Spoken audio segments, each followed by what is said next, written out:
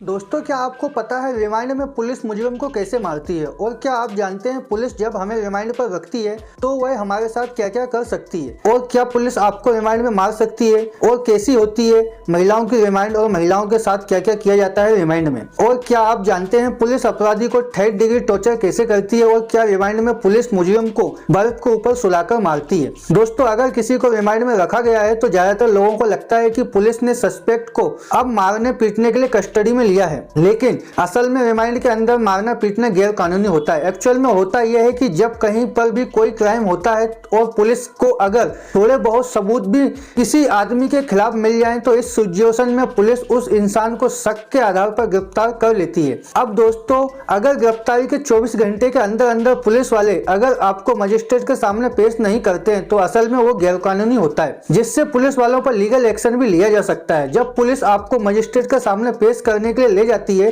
तो उसी के साथ एक एप्लीकेशन भी लगाई जाती है जिसमें लिखा होता है कि पुलिस को इसका रिमांड चाहिए। और हमेशा पुलिस ज्यादा दिनों का रिमांड ही मांगती है, लेकिन मजिस्ट्रेट अपने समझ के हिसाब से थोड़े दिनों के लिए रिमांड ही देते हैं। दोस्तों, अब जैसे कि कहीं पर क्राइम होने की वजह से एक बंदा उसमें अरेस्ट हो गया और उसने 3 और लोगों का नाम ले लिया। अब उन तीनों को भी पकड़ने के लिए पुलिस को इन सब चीजों की इन्वेस्टिगेशन के लिए टाइम चाहिए होता है ताकि वो अच्छे से इन्वेस्टिगेशन करके सच्चाई का पता कर सकें, और इसी को रिमांड कहा जाता है। अब यह जो टाइम पीरियड होता है जिसमें लोगों को रिमांड पर रखा जाता है, इसमें लोगों के साथ मारपीट करना बिल्कुल भी सही नहीं होता है, क्योंकि यह पूरी तरह से गैर कानूनी होता है। और अगर पुलिस ऐसा करती है तो ऐसा करने वाले पुलिस वालों पर ही उल्टा केस हो सकता है। इसके अलावा अगर आपको खाना नहीं दिया जा रहा है और साथ ही आपको गंदी जगह पर रखा जा रहा है तो इस केस में आप पुलिस वालों पर कंप्लेंट कर सकते हैं। दोस्तों, रिमांड पर रखे गए इंसान के साथ ऐसा कोई भी काम नहीं किया जा सकता जिससे उसे शारीरिक और मानसिक रूप से कोई परेशानी हो। हाँ, यह जरूर हो सकता है कि पुलिस उससे सच उगलवाने के लिए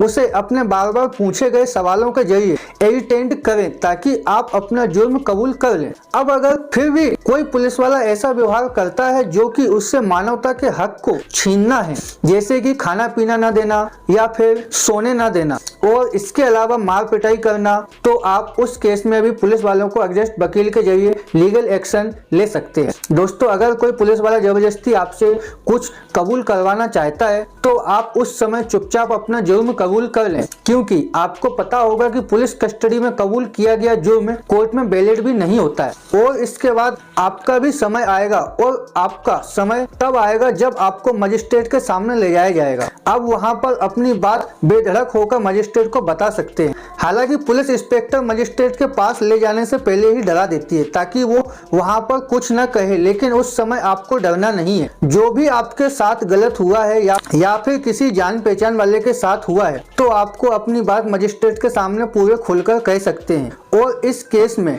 आपके द्वारा कही गई बात सच निकली तो उस पुलिस वाले को सस्पेंड भी किया जा सकता है। वीडियो पसंद आए तो वीडियो को लाइक और चैनल को सब्सक्राइब जरूर करें।